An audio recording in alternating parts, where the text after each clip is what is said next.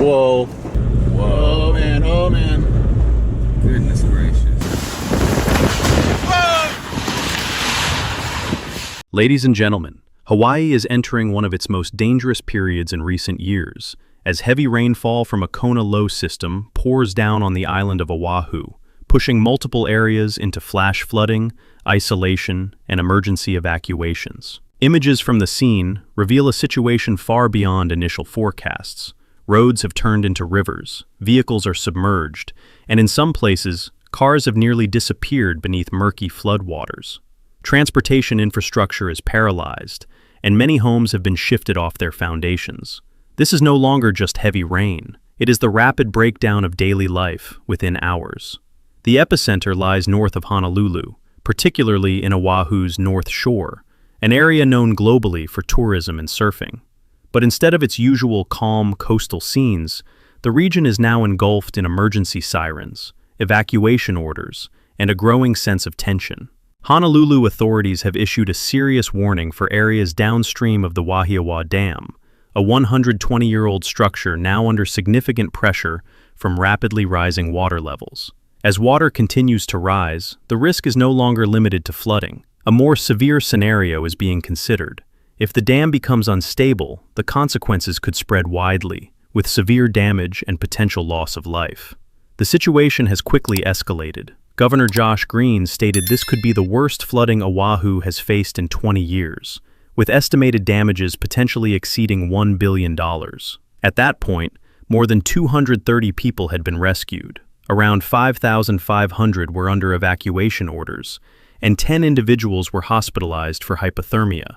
No fatalities or missing persons have been reported, a rare positive note in an otherwise tense situation. However, the danger remains, because in events like this, the greatest threat is not only what has already happened, but what could happen next. Hawaii is not only fighting floodwaters, it is racing against time, against incoming rainfall, and against the limits of its infrastructure. And the key question now emerges: what has pushed a tropical island into such a fragile state in such a short period? What exactly caused a tropical tourist island to reach this level of instability so quickly? To understand the severity of this disaster, we need to look at the meteorological forces behind it. What is trapping? Oh, no, that's water. Hold on. Look at it, it's coming up. Yeah, that thing's about to be on us. There it goes. To understand why Oahu flooded so quickly, we must first look at the nature of the weather system behind it. Meteorological agencies identified the cause as a Kona low, a type of winter storm system characteristic of Hawaii, typically accompanied by southerly or southwesterly winds that pull in large amounts of moisture over the islands. When conditions converge strongly enough, rainfall does not fall lightly or evenly. It comes down in intense, prolonged bursts that are difficult to control. During this event, many areas on Oahu receive between 8 and 12 inches of rain in just one night. In higher elevations, rainfall reached nearly 16 inches, or about 40 centimeters. These levels are sufficient to saturate the ground, overwhelm drainage systems, drive rapid runoff from higher terrain, and cause rivers, reservoirs, and dam systems to rise simultaneously. However, the concern does not lie only in the current rainfall. Just 1 week prior, Hawaii had already experienced another significant rain event. This means that in many areas, the ground was already saturated, its stability reduced, and its capacity to absorb additional water nearly exhausted. As new rainfall continued, most of the water was forced to flow across the surface. This is the mechanism behind flash flooding.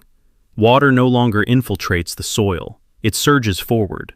As a result, many areas are not only flooded, but also experiencing fallen trees, landslides, and severe road erosion. Some roads have been closed, and several communities are nearly isolated.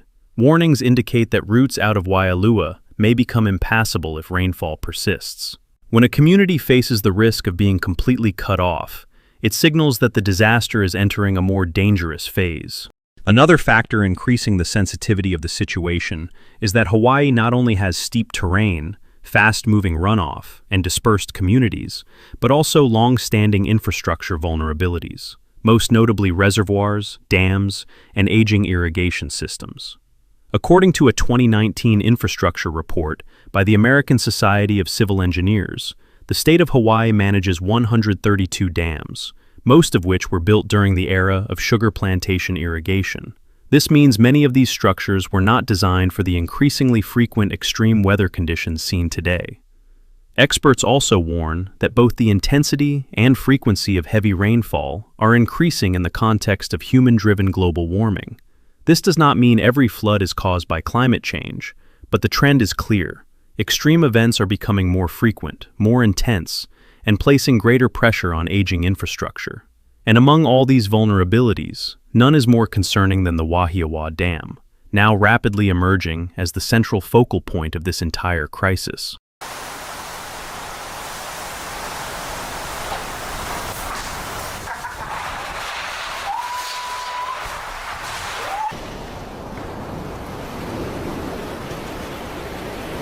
Ladies and gentlemen, if there is one factor that makes the situation in Oahu particularly dangerous, it is the Wahiawa Dam.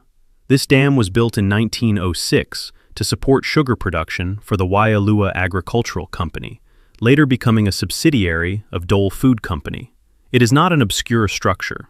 It is part of Hawaii's legacy agricultural infrastructure and has existed through multiple stages of the state's development. But its age is also what makes it a constant concern whenever heavy rainfall occurs. This concern is not new. The state of Hawaii has long classified Wahiawa as having high hazard potential, meaning a high risk of significant loss of life if a failure occurs. Put simply, if this dam fails under adverse conditions, the consequences would not be limited to an overflowing reservoir. It could send a powerful surge of water downstream with destructive force. During this event, pressure on the dam increased rapidly to alarming levels. In less than 24 hours, the water level rose from 79 feet to 84 feet. Governor Josh Green later stated in a live interview that the level had reached 84.73 feet. The evacuation trigger threshold, he noted, is 85 feet.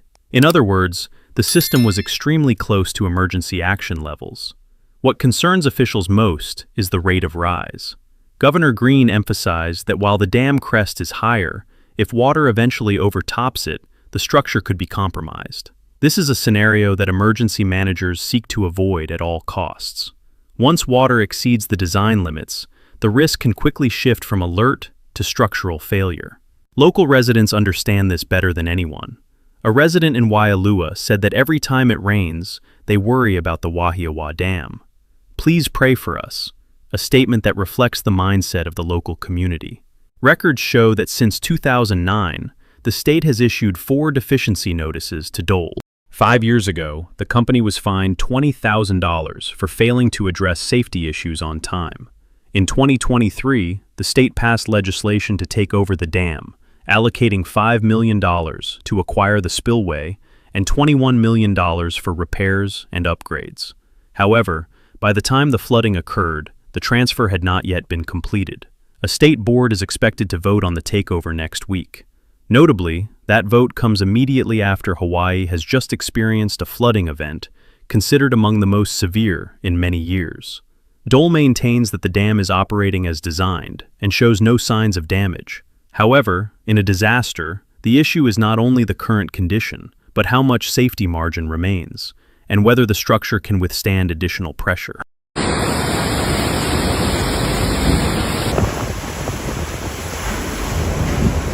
As rain continued to pour and reservoir levels rose rapidly, Honolulu authorities had little time to wait.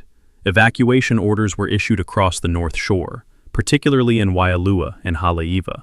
Emergency sirens sounded through the night, delivering a clear message: leave while you still can. By Friday afternoon, Mayor Rick Blangiardi reported that around 5,500 people were under evacuation orders. The affected area included all of Waialua and areas west of Kamehameha Highway along Kona Stream.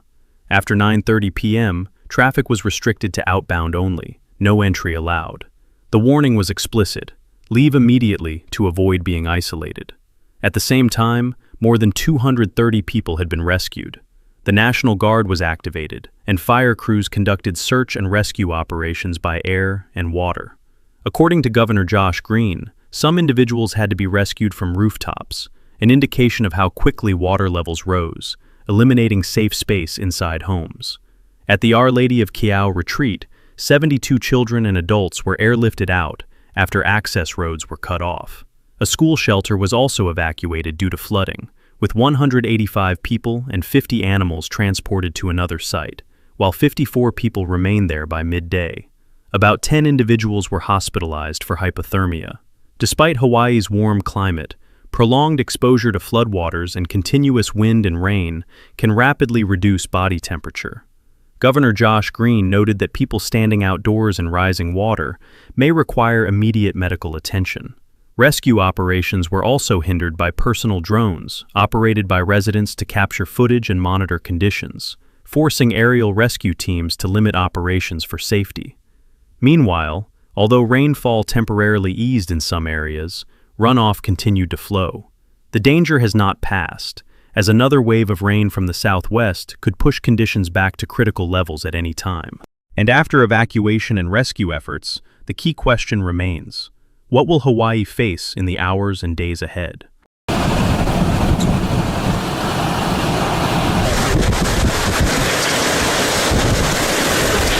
At a later update stage, there were some partially positive signals. Water levels at the dam had at times begun to recede. Weather radar also recorded lighter rainfall in certain periods. However, authorities immediately emphasized that this could change if rain returns. This is a point that the public often misunderstands in disasters like this. When the rain eases, many assume the danger has passed. In reality, it has not. In flash flood and reservoir systems, even after rainfall decreases, water from higher elevations continues to flow downstream. That is why officials made it clear that although rainfall intensity has temporarily dropped, surface runoff remains significant, keeping water levels high, including at Lake Wilson in the Wahiawa Reservoir. Meteorological agencies also warned that new bands of rain from the southwest could continue moving into the area during the day, leading to another rise in water levels and worsening flooding conditions. In other words, even though Oahu may have experienced a brief pause, the system itself has not moved away. The hazard has not ended. Warnings have also been extended beyond Oahu. On Maui, some residential areas in Lahaina have been advised to evacuate as retention basins are nearing capacity. This is an area that previously experienced the 2023 wildfires, leaving burn scars on the land surface. Such conditions increase the risk of rapid runoff when heavy rain returns. This indicates that Hawaii is not dealing with an isolated incident, but a broader pattern of vulnerability across the state. In terms of damage, Governor Josh Green stated that dozens, possibly hundreds of homes may have been affected, though a full assessment is not yet possible. With water levels still high, roads damaged, and some areas still isolated, accurate reporting always lags behind the disaster itself. This is why estimates of damages, potentially exceeding $1 billion, are not exaggerated. They reflect simultaneous impacts on infrastructure, housing, transportation, agriculture, services, and daily life. Looking deeper, this disaster raises a broader issue beyond immediate response: how Hawaii will address its aging infrastructure, particularly dams, in an era of increasingly frequent and intense rainfall. The case of Wahiawa shows that warnings have been issued, safety records exist, and repair funding has been identified, but implementation has lagged behind the pace of risk. If you are living in Hawaii, especially in Oahu, North Shore, Waialua, or Haleiwa, what is your current situation? Are you and your family safe? What you are experiencing right now can help others better understand the reality on the ground. Please share your situation in the comments. And if you want to stay updated with the latest developments and important analysis, don't forget to follow the channel so you don't miss upcoming reports.